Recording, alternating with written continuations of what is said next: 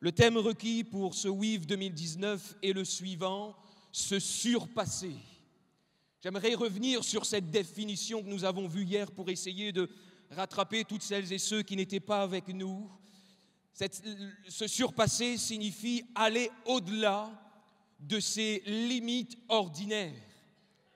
C'est de faire mieux que les fois précédentes, aller beaucoup plus loin que ses capacités. Nombreux sont ceux qui actuellement sont encore sur les sentiers terribles de la Réunion. Il y en a de ceux qui sont en plein là dans le cirque de Mafat.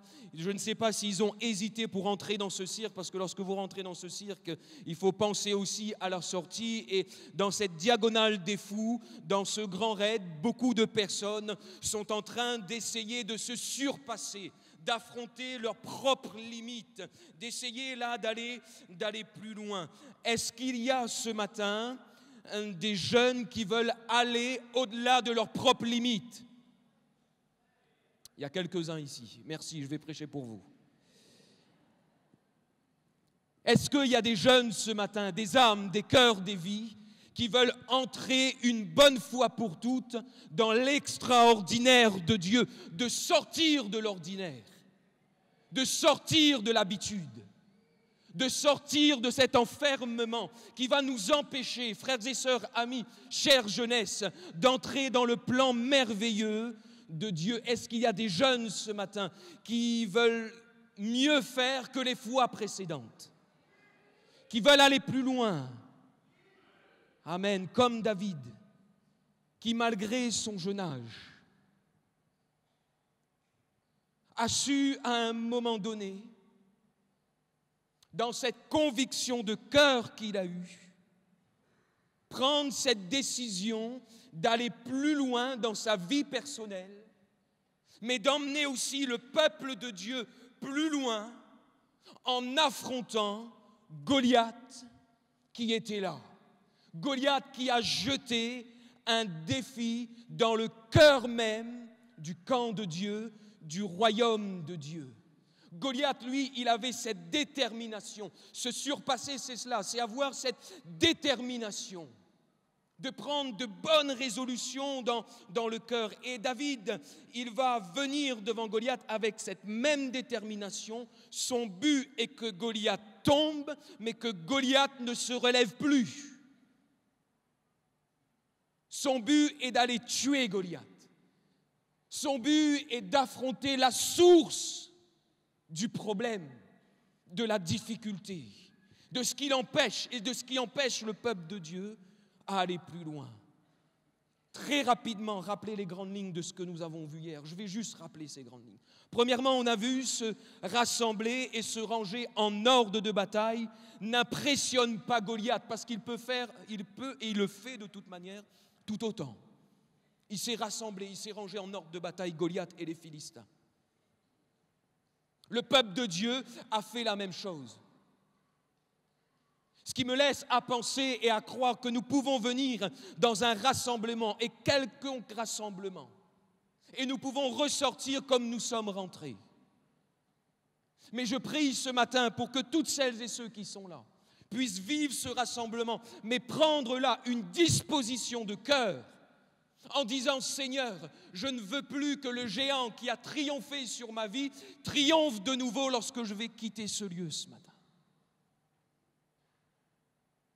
Deuxièmement, on a vu que le but de Goliath était non seulement de jeter un défi au peuple de Dieu, mais d'introduire de la peur par son invincibilité.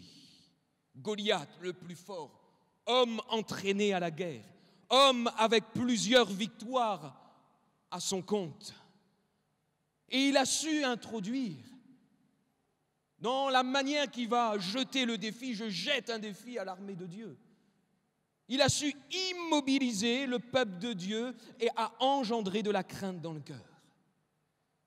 Troisièmement, Goliath ne change pas de discours tant que personne ne se présente devant lui pour l'affronter. Le diable ne va pas te proposer autre chose de ce qui triomphe ta vie actuellement. lorsque le diable injecte le péché quelque part,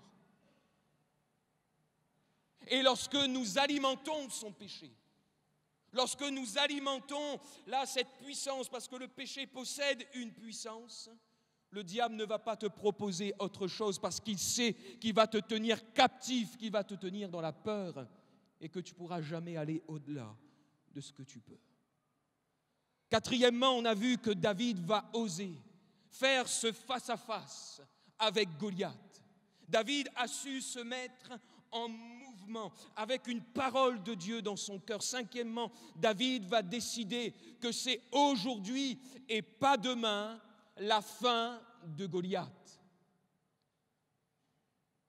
Aujourd'hui, je vais t'affronter. Et je vais t'affronter d'une manière où il y a le surnaturel de Dieu. Toi, tu avances vers moi avec ton épée, avec ton bouclier, avec tes armes charnelles. Mais moi, j'avance devant toi avec le nom de l'Éternel. Ce n'est ni par la force, ce n'est ni par la puissance, mais c'est par mon esprit.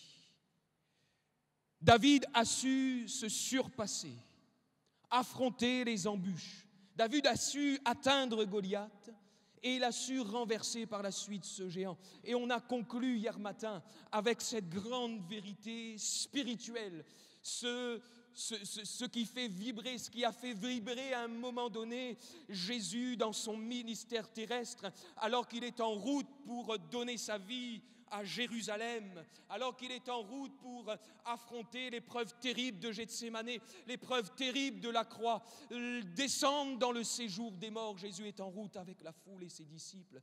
Et lorsque Jésus rentre dans Jéricho, il y a une personne qui crie, qui dit et va crier Jésus d'une manière toute particulière: Jésus, fils de David, aie pitié de moi.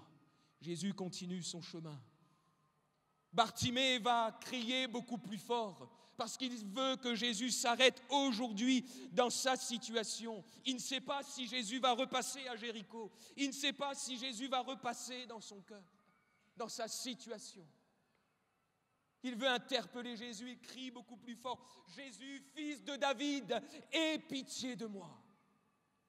Jésus s'arrête. N'avait-il pas entendu le premier cri de Bartimée ici?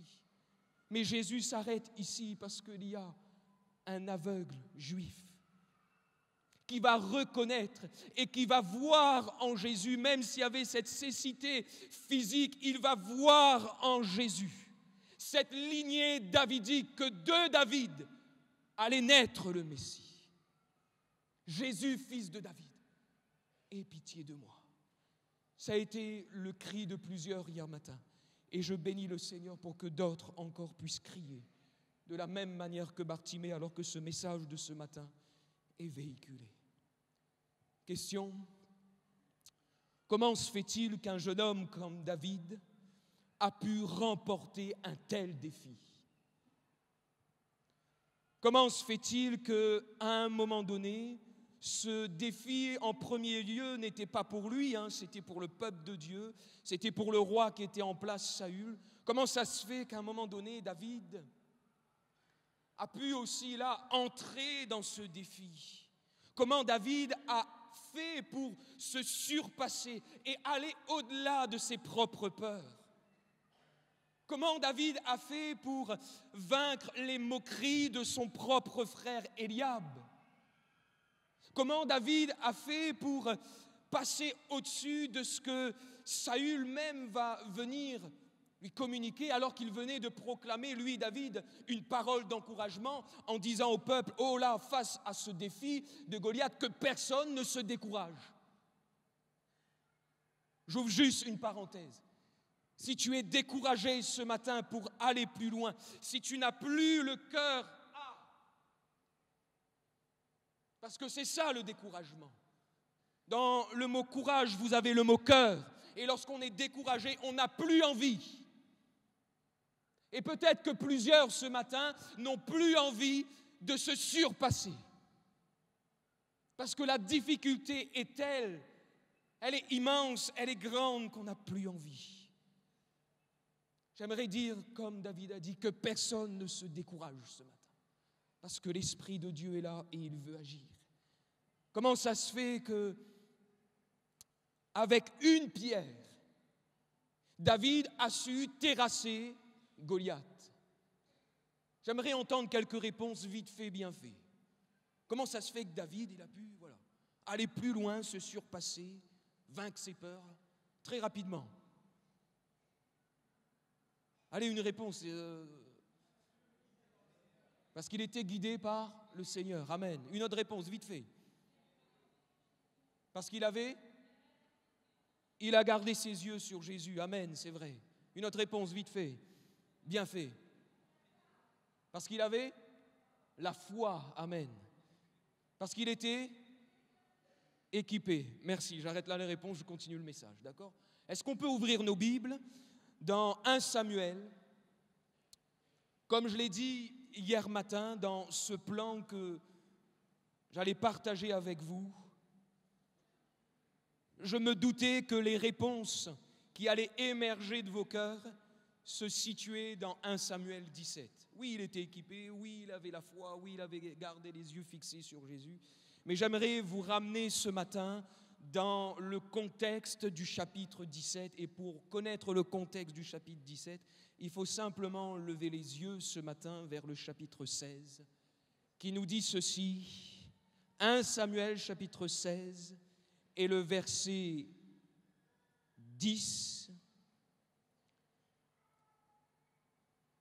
Isaïe fit passer 7 de ses fils devant Samuel, et Samuel dit à Isaïe, « L'Éternel n'a choisi aucun d'eux. » Puis Samuel dit à Isaïe, « Sont-ce là tous tes fils ?» Il répondit, « Il reste encore le plus jeune, mais il fait paître les brebis. » Alors Samuel dit à Isaïe, « Envoie le chercher, car nous ne déplacerons pas avant qu'il ne soit venu ici. » Isaïe l'envoya chercher. Or, il était blond, avec de beaux yeux et une belle figure. L'Éternel dit à Samuel, « Lève-toi, oins-le, car c'est lui. » Le verset 13, Samuel prit la corne d'huile et l'oignit au milieu de ses frères. L'Esprit de l'Éternel le saisit. À partir de ce jour et dans la suite, Samuel se leva et s'en alla à Rama. Je veux entendre un Amen avec ce verset 13, s'il vous plaît. C'est le message de ce matin. L'Esprit de l'Éternel saisit David à partir de ce jour et dans la suite. Tel est le secret de la réussite de David face à Goliath.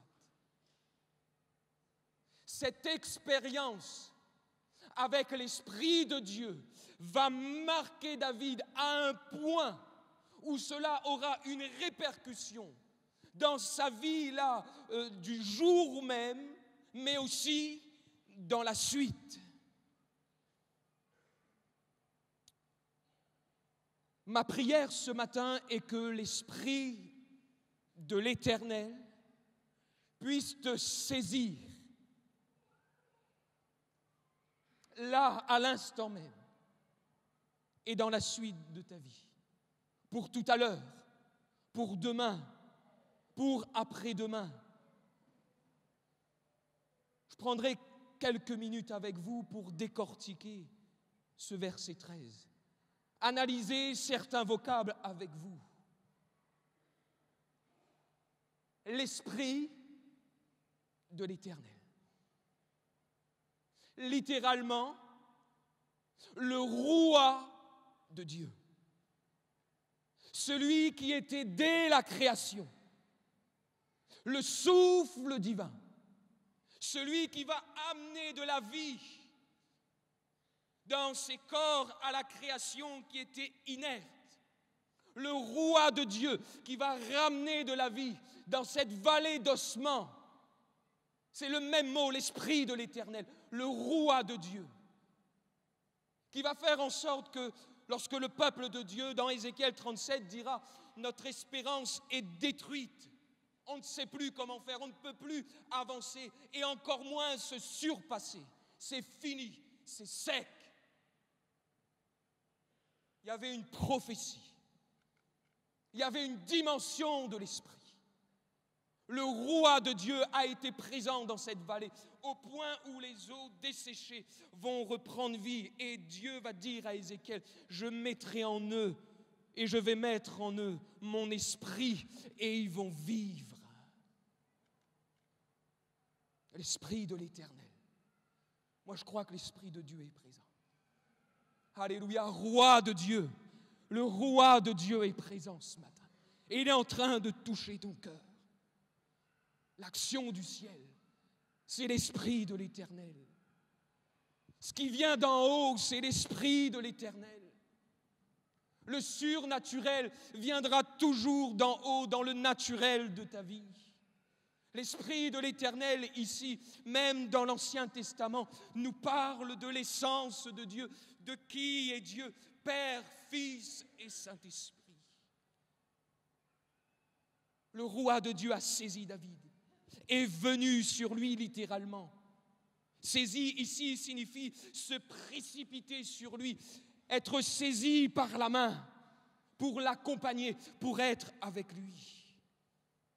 Et il y avait tout un projet de Dieu pour la vie de David. Il est dit à partir de ce jour. Et lorsque préparer ce message, lorsque je suis allé pour rechercher en profondeur ce que signifie ce texte de la parole de Dieu, ce texte est venu sur mon cœur alors même que je ne savais pas que j'allais me tenir devant vous. Dans ma lecture personnelle, un jour ce texte est venu sur mon cœur et j'ai dit, Seigneur, il faut absolument qu'un jour je prêche sur ce texte. À partir de ce moment, nous inclut ce matin dans le thème de ce WIV, se surpasser. Nous avons un groupe de mots ici, mais littéralement cela signifie en hébreu ma'al, ne pas confondre avec mal. Je prie pour qu'il y ait un ma'al de Dieu ce matin. Ma'al signifie partie la plus haute. Ma'al signifie la partie supérieure. Ma'al signifie ce qui est au-dessus. Ma'al signifie au sommet, en haut. Et j'aime cette définition. Ma'al signifie à un plus haut niveau que. Ne sommes-nous pas ici dans ce thème de ce matin, se surpasser, être au plus haut niveau que notre ennemi le diable, qui veut faire croire avec le défi, et c'est la signification même du mot défi, faire en sorte que nous sommes faibles, que nous ne pourrons jamais nous relever. Si tu ouvres ton cœur ce matin à Jésus-Christ, il va déposer sur ta vie son onction, son esprit, pour t'emmener, pour t'orienter, te procurer toutes les ressources nécessaires, surnaturelles, pour atteindre le plus haut niveau avec Dieu. Pour ce jour, pour ce matin, mais aussi dans la suite. L'œuvre du Saint-Esprit est non seulement pour aujourd'hui, mais l'œuvre du Saint-Esprit, alléluia, n'a pas de fin. Quand on rentre dans le ministère du Saint-Esprit, et nous le verrons tout à l'heure, quand on a cette expérience avec le Saint-Esprit, il veut nous bénir à l'instant même, mais il veut faire en sorte que tu rentres dans le plan que Dieu a prévu de toute éternité pour toi. Cesse de croire aux mensonges du diable qui te dit que la délivrance n'est pas faite pour toi. Cesse de croire que le diable là, il est en train de véhiculer ce message, que c'est fini pour toi, que c'est mort. Les jeunes emploient souvent cette expression, c'est mort. L'Esprit de Dieu, qui est l'Esprit de vie, est capable de ramener à la vie ce matin ce qui est mort en toi. N'avons-nous pas besoin, je mets le nous ici, je le fais exprès. Je m'inclus avec vous. N'avons-nous pas besoin d'une action surprenante du Saint-Esprit comme la Pentecôte? D'une action surnaturelle d'en haut? Pour l'instant que nous partageons ensemble et pour la suite de notre vie. N'as-tu pas besoin, jeune homme, jeune fille, de cette action surnaturelle de Dieu sur ta vie? L'Esprit ce matin de Dieu, le Roi de Dieu, venons simplement passer dans les rangs, mais il veut s'arrêter une bonne fois pour toutes sur ta vie. Il veut s'arrêter une bonne fois pour toutes sur ta vie. Quand l'Esprit de Dieu est sur la vie d'une personne, qu'on soit jeune, qu'on soit moins jeune, cette dernière va vivre des choses extraordinaires, exceptionnelles. Il n'existe pas de meilleure personne que le Saint-Esprit pour transformer ton cœur et ton existence. Je n'ai pas eu l'occasion, même si je le crâne rasé, de faire le service militaire. Mais souvent on dit aux jeunes que le service militaire va te changer. Ça va changer le bonhomme. Peut-être que le service militaire peut changer une personne. Peut-être que notre entourage pourrait changer, et je n'aime pas encore forcément employer ce mot, parce que le service militaire ou notre entourage va simplement apporter quelques améliorations. Mais il faut qu'il y ait au sein de nos églises des jeunes, des hommes, des femmes qui vivent la pleine transformation d'en haut. Pas une amélioration, une transformation du ciel, une régénération intérieure. Il n'existe pas de meilleure personne que le Saint-Esprit pour t'équiper, pour aller affronter Goliath dans ta vie personnelle. Il n'existe pas de meilleure personne que le Saint-Esprit pour t'emmener sur les sommets de Dieu, le Maal de Dieu, pour t'emmener, t'embarquer, ce qui est au-dessus de tes difficultés actuelles. Jésus-Christ, avant sa mort, a donné quelques paroles à ses disciples, et les paroles de Jésus, lorsque ces paroles sont entrées dans le cœur des disciples, Jean nous dit au chapitre 14 que le cœur des disciples fut troublé. Et Jésus va dire, mais que votre cœur ne se trouble point, croyez en Dieu, croyez en moi. Jésus va commencer à annoncer à ses disciples qu'il est avantageux pour lui qu'il s'en aille. Cependant, je vous dis la vérité, il vous est avantageux que je m'en aille. Il y a de quoi être troublé, hein. Jésus déjà était avec nous, c'est bien, mais si tu pars, tu seras tout seul. Comment faire pour calmer la tempête? Comment faire pour affronter les démons? Comment faire pour guérir les malades? Comment faire pour que les personnes se tournent vers toi? Jésus dira, car si je ne m'en vais pas, le consolateur, le paraklétos en grec, ne viendra pas sur vous. Mais si je m'en vais, je vous l'enverrai. J'aimerais prendre quelques minutes avec vous pour voir le ministère du paraklétos, voir le ministère du consolateur.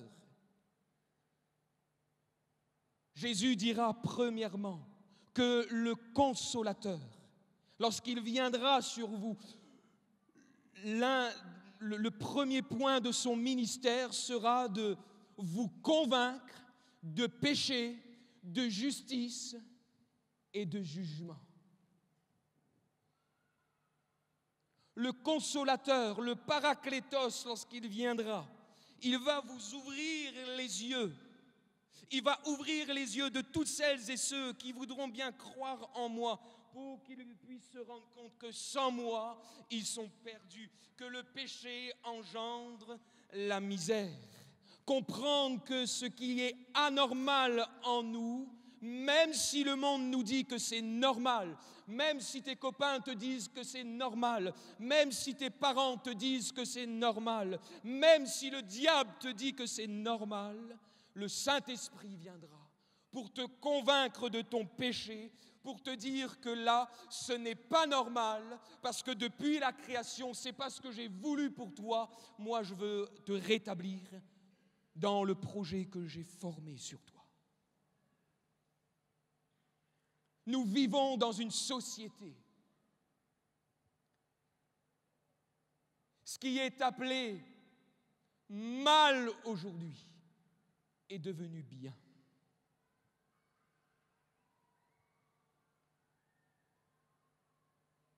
Ce qui est anormal est devenu normal. Il y a une certaine tolérance dans le monde.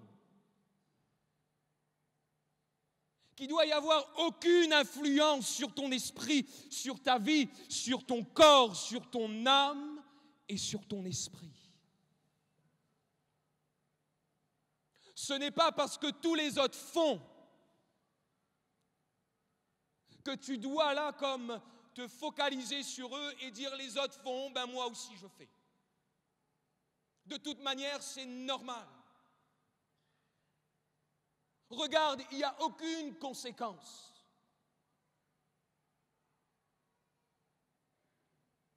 Être séparé, être divorcé aujourd'hui est devenu la norme de notre monde. Mais qu'il n'en soit pas ainsi dans les familles que compose l'Église de Jésus-Christ. Le divorce. Combien de jeunes aujourd'hui vivent des traumatismes dans leur cœur parce qu'ils ont vu que papa et maman un jour se sont séparés. Cela s'est avorté par le divorce. Je me souviendrai toujours de ce témoignage de ce jeune qui aujourd'hui sert le Seigneur dans le ministère. Mais avant de connaître Jésus, il a été dans la délinquance. Parce qu'à l'âge de 6 ans, lorsqu'il a vu maman partir, quitter le foyer, il m'a dit qu'il y a eu comme une déchirure dans son cœur ce jour-là. Il y a quelque chose qui s'est passé à l'intérieur de sa vie. Cela s'est traduit par la délinquance, par la haine. Là où il doit y avoir de l'amour dans la famille, cela a été remplacé par la séparation, par le divorce, par le péché. Cela a eu une répercussion dans son cœur au point où il était complètement brisé. Le Saint-Esprit, ce matin, veut te convaincre de nouveau pour te dire que la situation dans laquelle tu es n'est pas normale. Il y a des jeunes ici qui luttent contre l'homosexualité. Il y a des jeunes ici qui luttent, et on le verra tout à l'heure, contre l'impudicité, contre le dérèglement, contre ce que la Bible appelle débauche. Il y a des jeunes ici qui luttent avec l'addiction, toutes sortes de formes d'addiction. Mais l'Esprit de Dieu ce matin qui est là, si tu veux aller plus loin, il doit dans un premier lieu te convaincre pour te dire dans la situation dans laquelle tu te trouves, ce n'est pas normal. Laisse-le te convaincre. Laisse-le t'ouvrir les yeux pour que tu vois comme Jésus voit. Le ministère du Saint-Esprit, du Paraklétos, et aussi de consoler. Ça fait partie de son ministère du Saint-Esprit. Il y a des cœurs vides ce matin. Il y a des cœurs qui sont là, qui sont complètement brisés. Par ce que le péché a fait dans ta vie. Il y a des cœurs qui sont là ce matin et qui se présentent devant Dieu comme avec un masque. On t'a dit bonjour ce matin, on t'a demandé si ça va, tu as dit oui, or que ça ne va pas à l'intérieur. Peut-être même que tu as servi le Seigneur ce matin ici, ou que tu sers le Seigneur dans ton église. mais que ça ne va pas au fond de ton cœur, parce que tu es complètement brisé de l'intérieur. Il y a des blessures internes qui sont là, et ça te freine, tu ne peux pas aller plus loin, tu n'arrives plus à avancer, encore moins te surpasser, parce que tu as besoin ce matin d'une œuvre toute particulière, du Saint Consolateur, du Paraclétos qui veut passer dans ton cœur et guérir, consoler, ramener à la vie ce qui a été brisé.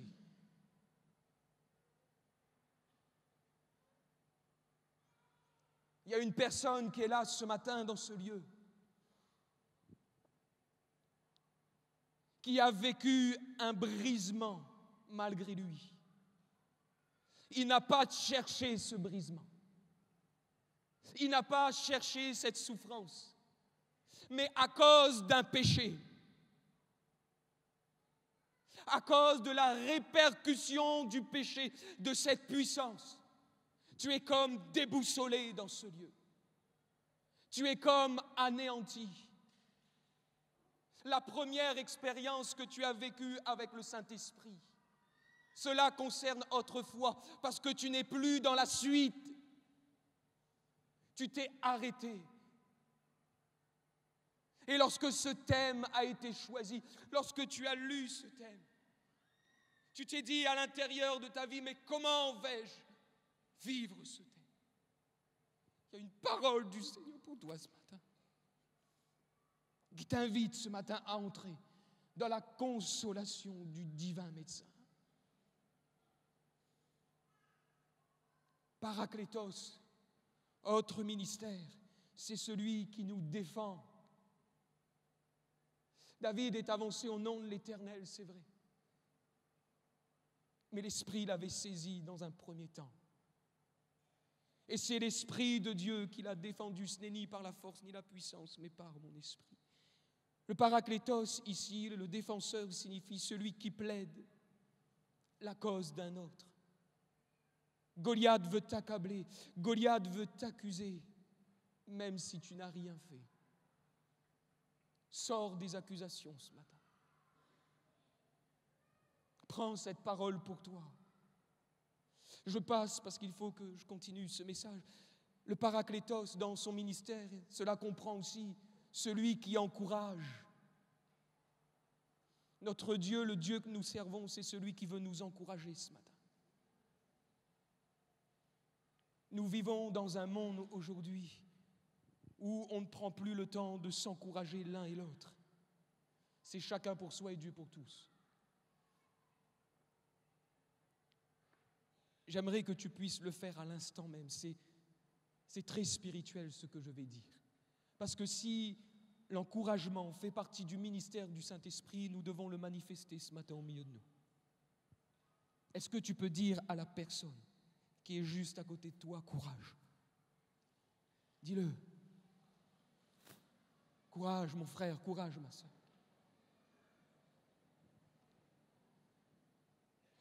Tu es à bout de force ce matin dans le combat. Tu es à bout de souffle ce matin. Tu es prêt même à jeter l'éponge. Le Saint-Esprit te dit, courage. Jésus a dit à Bartimée, lève-toi, courage, il t'appelle. Jésus t'appelle de nouveau ce matin à reprendre cet élan que tu avais pour lui. Jésus t'appelle ce matin à entrer dans ce qu'il a prévu pour toi. Il veut te renouveler de l'intérieur. Le Paraclétos, c'est celui aussi qui nous accompagne. Et Jésus a dit que sans moi, vous ne pouvez rien faire. Il est avantageux pour vous que je m'en aille. Mais ne vous inquiétez pas, le Consolateur sera avec vous. Il va vous accompagner. Jésus a dit, je serai avec vous tous les jours jusqu'à la fin du monde. Et il le dit dans un contexte d'évangélisation. Et même tout à l'heure, l'Esprit de Dieu sera encore là. Lorsque les jeunes vont sortir dans cette ville de Saint-Pierre, dans ce département de la Réunion, où vous allez voir, il faut sortir avec conviction que l'Esprit de Dieu est avec vous et que celui qui est en vous, avec vous, est beaucoup plus fort que celui qui règne dans les cœurs et dans les vies qui sont encore à l'extérieur. Il y a des jeunes ce matin qui ont vécu, j'aimerais revenir là-dessus, une action de l'Esprit dans le passé Mais il y a un drame spirituel, un événement malsain, une décision charnelle qui a été prise dans ton cœur, un péché qui est là et qui est venu tout perturber en ce qui concerne la vie de l'Esprit en toi. Mais je crois au relèvement divin. Le Saint-Esprit veut te saisir à nouveau par la main. Il veut t'accompagner. Mais il faut absolument que tu puisses vivre ce que David a écrit, et non seulement écrit, mais il a été poussé comme par le Saint-Esprit, parce que toute écriture est inspirée de Dieu, utile pour nous enseigner, pour nous convaincre aussi. David, à un moment donné, dans son expérience avec Dieu, la Bible nous dit que il va passer par le chemin de la repentance, de l'humilité. L'humilité précède la gloire, l'humilité précède le relèvement. Et il va dire ceci: ô Dieu, crée en moi un cœur pur.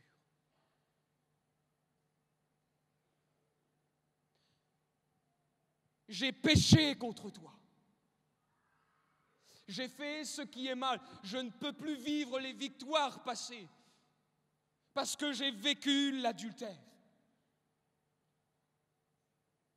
Il y a maintenant là comme une séparation d'avec toi. Esprit de Dieu, crée en moi un cœur pur. Renouvelle en moi un esprit bien disposé. Ne me rejette pas loin de ta face. Et ce qui m'a toujours interpellé dans ce psaume et avec le verset 13, ne me retire pas ton Esprit Saint. Il y avait déjà eu un cas avant lui, Saül. On ne l'a pas lu, mais le verset 14 de 1 Samuel 17 nous dit qu'à un moment donné, si l'Esprit avait saisi David, là dans son quotidien, mais aussi pour les temps à venir, l'Esprit de Dieu s'est retiré de Saül. David, lui, il a compris que si l'Esprit de Dieu n'était plus à l'œuvre dans son cœur, il serait devenu comme Saül. Ne me retire pas ton Esprit Saint. Qu'un esprit de bonne volonté m'anime. Il y aura toujours cette tension entre la chair et l'esprit. Il y aura toujours ce dualisme qui est là, ce combat intérieur qui est là entre notre chair qui a été contaminée par le péché et l'Esprit de Dieu qui veut agir, nous saisir de nouveau. On ne peut pas mélanger les deux. Excusez-moi de l'employer, il n'y a pas de mariage à trois. On ne peut pas vivre dans les œuvres de la chair, essayer de vivre dans les œuvres de l'esprit avec nous. Ce n'est pas possible.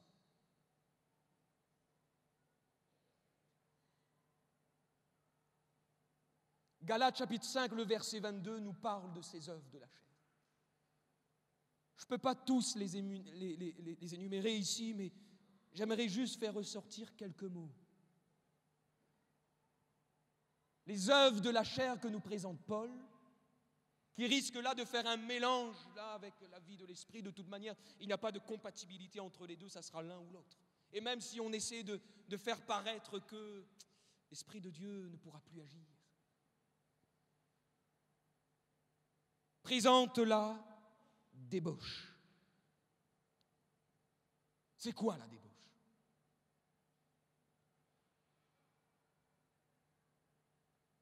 Les œuvres de la chair, dans cette liste qui est là, et elle est pas complète, cette œuvre. Paul dira, et les choses semblables. Il y a la débauche. Littéralement, en grec, c'est ce mot qui est là, pornia. Comme je l'ai dit hier, qui signifie pornographie. Enfin, qui a donné par la suite, du moins. Je me corrige, pornographie. Mais dans le grec, la liste, elle est longue, ça ne concerne pas uniquement la pornographie.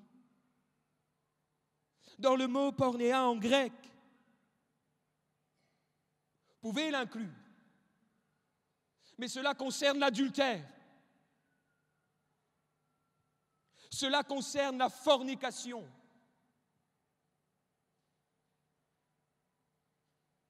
Les relations avant le mariage. Lorsque je suis arrivé dans la ville de Verdun, lorsque j'ai commencé à travailler et commencé la formation pastorale en même temps, j'étais pion dans un lycée surveillant, on était 11. Et alors qu'on faisait un tour de table pour se présenter, je me suis présenté et j'ai dit que j'étais marié. Il y a une personne qui est venue me voir après pour me dire, mais sur les 11 qui sont là, on avait tous le même âge à peu près. Tu es la seule personne qui est mariée. Parce que nous vivons comme bon nous semble. Cette personne est allée beaucoup plus loin dans sa réflexion. Nous sommes entre nous. Est-ce que tu as attendu le mariage pour vivre ce qu'il y a à vivre dans la sexualité? J'ai dit oui. Eh bien, tu viens d'une autre planète. Parce que nous voulons, jeunes, je vous parle, hein, c'est votre langage à vous. Et si nous voulons vous comprendre, il faut que nous puissions aussi saisir tout ce qui se passe là dans ce monde. Nous, il faut qu'on essaye la marchandise avant parce que c'est choquant, mais c'est ce qui se passe. Et si on ne ferme pas la porte avec toutes ces choses, il y aura une influence considérable sur notre vie. La fornication. Dans le mot pornéa en grec, vous pouvez mettre l'homosexualité. Combien de jeunes aujourd'hui sont touchés par cela? Et nous vivons dans un monde qui ne va pas favoriser les choses. Je ne sais pas dans quelle société mes enfants vont vivre, dans quelle génération mes enfants vont vivre. J'ai presque même envie de dire, Maranatha, viens Seigneur, viens. Nous vivons des temps difficiles. Nous vivons des temps troublés. Nous vivons des temps, frères et sœurs, où le diable essaye d'entrer d'une manière ou d'une autre, tel un serpent, pour détériorer, pour détruire. Demain, je vais le prêcher là-dessus, dans cette église qui va m'accueillir, sur le fait que le diable veut dévorer les cœurs. Il est là, il veut dévorer les vies. Il veut te dire que c'est normal. Non, c'est pas normal. Dans le mot pornéa en grec, on va loin ce matin avec ce mot. C'est les relations sexuelles avec les animaux, avec un proche parent, avec un divorcé ou une divorcée. Ça va loin. On ne rigole pas avec la personne de Dieu. Nous le chantons bien souvent, que tu es saint, Seigneur. Et le titre que Dieu a donné à la troisième personne de la Trinité, c'est le Saint-Esprit. Il faut que tu sortes ce matin des œuvres de la chair, de ce pornéa, de cette débauche.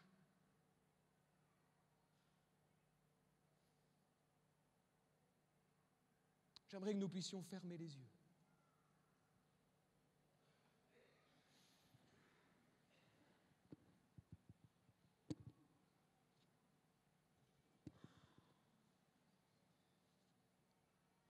J'aimerais conclure ce message là où tout message doit s'arrêter. J'ai l'habitude de le dire parce que c'est là où tout commence, à la croix. Si le groupe de louanges voudrait s'approcher, on va avoir un temps de prière. Mais avant cela, nos yeux sont fermés. Est-ce que tu peux fermer tes yeux ce matin? Est-ce que tu peux dire, Seigneur, j'ai entendu ta parole, viens à mon secours. L'Esprit de Dieu est en train de te convaincre. Écoute bien ceci. Plus tu vas rester attaché à la croix, plus tu vas rester attaché à ce que Jésus a fait pour toi, dans ce tout accompli, plus le Saint-Esprit restera attaché à toi. Mais plus tu vas te détacher de la croix, de ce tout accompli, plus le Saint-Esprit va s'éloigner de toi. Reviens à la croix ce matin. Reviens là où tout a commencé pour toi. Si tu reviens avec un cœur pur, si tu reviens avec un cœur disposé, si tu es là et tu dis, Seigneur, ne me retire pas ton Esprit Saint, même dans ma situation, je me repens, Seigneur, l'Esprit de Dieu va te relever. Le Saint-Esprit est indispensable pour ta vie. Tu ne peux pas vivre sans lui. Tu ne peux pas vivre sans le divin consolateur, sans ce confident, sans cet avocat, sans ce défenseur, cet accompagnateur, celui qui encourage, cet intercesseur. Écoutez bien ceci, quelques vérités spirituelles avant de prier. Ce qui est indispensable, le diable veut le rendre dispensable. Est-ce que tu as vraiment besoin du Saint-Esprit? Est-ce que le Saint-Esprit te sera utile, vital? Est-ce que tu as besoin d'être rempli tout à nouveau? Est-ce que tu as réellement besoin d'être saisi? Si le Saint-Esprit est indispensable à un jeune, à un cœur, à une vie, il doit devenir aussi indissociable. Les deux sont liés ensemble. Ce qui est indissociable, le diable veut le rendre dissociable. Lui, il veut séparer les choses. Celui qui est indispensable pour nos vies doit devenir indissociable de nos vies en vue de produire en nous et autour de nous l'impensable. Nous pensons à beaucoup de choses. Les jeunes pensent à leur avenir. Mais il y a des choses que le Saint-Esprit, que Dieu dans son essence, a déjà pensé pour toi. Il ne t'a pas encore révélé les choses parce qu'il faut que tu passes par la repentance ce matin. Il y a des choses dans lesquelles tu n'as jamais pensé, mais l'Esprit de Dieu a pensé pour toi. Et j'aimerais conclure avec ce texte qui est là. Ce texte est venu sur mon cœur lorsque j'ai entendu ce thème se surpasser. Et j'aimerais conclure le message là-dessus.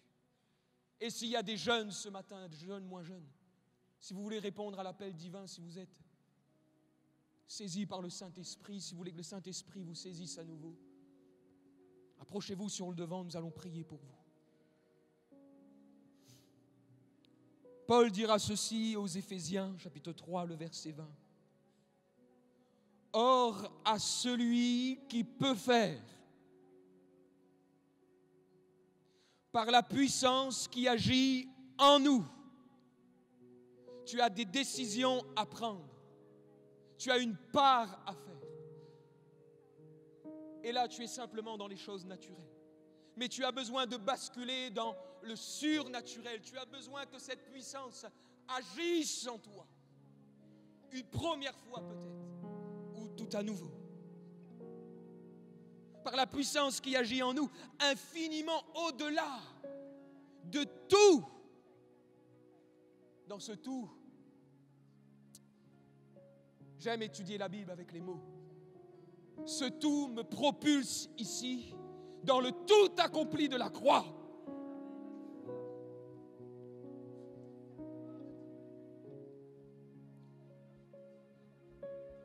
Là où Jésus a tout accompli. Seigneur.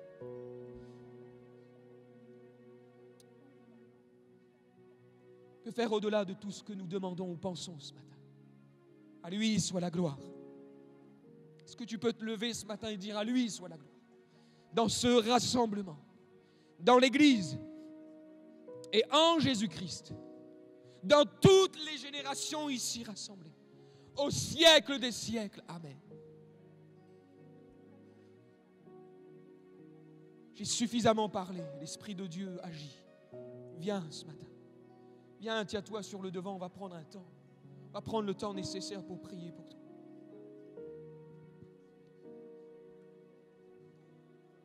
Le groupe de louanges va nous conduire dans ce chant.